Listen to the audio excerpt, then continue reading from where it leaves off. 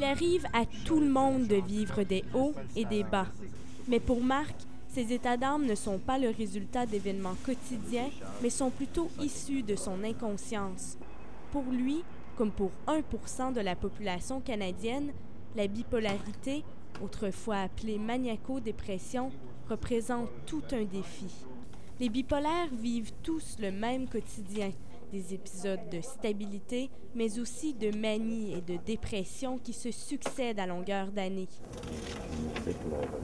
La période maniaque se manifeste habituellement par une inépuisable énergie, une inspiration sans limite, une estime de soi exagérée et des projets démesurés. À un moment donné, je trouvais ça extraordinaire au début.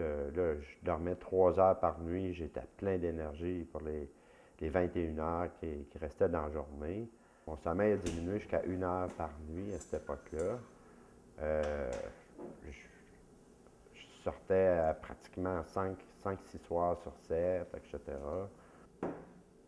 On veut que les choses se fassent tout de suite. On s'attend à ce que les gens nous répondent au téléphone quand on les appelle. On en a conclu, les bipolaires, que quand on était en manie, on était assis à la droite de Dieu. C'est tellement bon, on ne veut pas changer quoi que ce soit. On a l'impression que ça va bien. Ça va bien pour nous autres dans ce temps-là, c'est sûr. Parce que c'est toujours nous qui pensent qu'on détient la vérité. C'est sûr que là, le cerveau a beau être plus allumé, il est tellement allumé que c'est même plus productif, là. On passe d'un sujet à l'autre, on saute d'une chose à l'autre et on ne termine pas la première. Et puis, à ce moment-là, on devient carrément inefficace. Si la personne atteinte n'est pas soignée à temps, elle risque d'être sujette à des symptômes psychotiques comme des hallucinations et des délires. Tu peux entendre des voix, tu peux avoir des hallucinations. Tellement ton cerveau, là, il fonctionne là, à pleine vitesse, là. Ils ont des hallucinations, ils se sentent persécutés, des choses comme ça. Puis ils sont persuadés que c'est vrai ce qu'ils ressentent, là. Fait qu'ils ne sont pas toujours nécessairement prêts à aller chercher la médication ou le suivi pour s'en sortir. Mais à chaque phase de manie s'ensuit toujours une période dépressive, où la personne, au contraire, présente des signes de détresse et de découragement continu.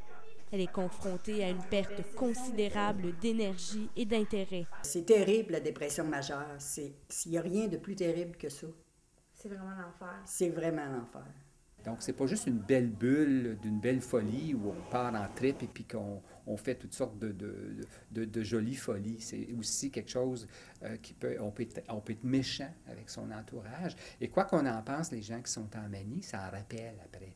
Donc, ils vivent encore là, dans la dépression, beaucoup de regrets, beaucoup de culpabilité. Ça crée des éloignements aussi parce qu'on a tellement dérangé que si on va cogner à la porte chez quelqu'un, là, il ne sait pas à quoi s'attendre. Hein. Pour Lise et Marc, le plus difficile reste l'incompréhension de l'entourage et le jugement des autres. Déjà là, quand on dit santé mentale, ben, on a beaucoup de gens qui ont des préjugés sur tout ce qui touche les maladies de santé mentale. Les gens ont énormément de préjugés. Mais comme je dis toujours à mes bipolaires, c'est à nous de leur démontrer qu'on est des gens extraordinaires. Mis à part l'exclusion sociale, le principal danger chez les bipolaires, c'est leur faible espérance de vie, qu'on estime à 20 ans inférieure à celle de la population moyenne. 20% d'entre eux se suicideront pour mettre un terme à leur souffrance. Ça, c'est des gens qui n'ont pas pu être aidés à temps. Parce que c'est normal de faire des tentatives de suicide quand tu ne sais pas ce que tu as. Un énorme fardeau émotionnel pour les bipolaires, mais aussi pour leur famille, qui se retrouvent souvent désemparée. Souvent, la famille se sent coupable. Elle vit beaucoup de culpabilité. Aussi, elle prend toute la responsabilité.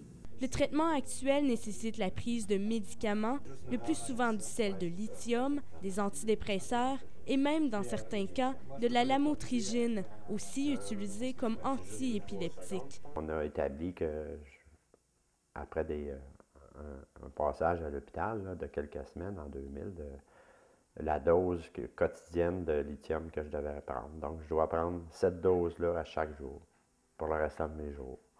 Heureusement, on peut bien gérer le trouble bipolaire et avec les bons traitements, des personnes comme Marc peuvent vivre une vie pleine, sereine et productive.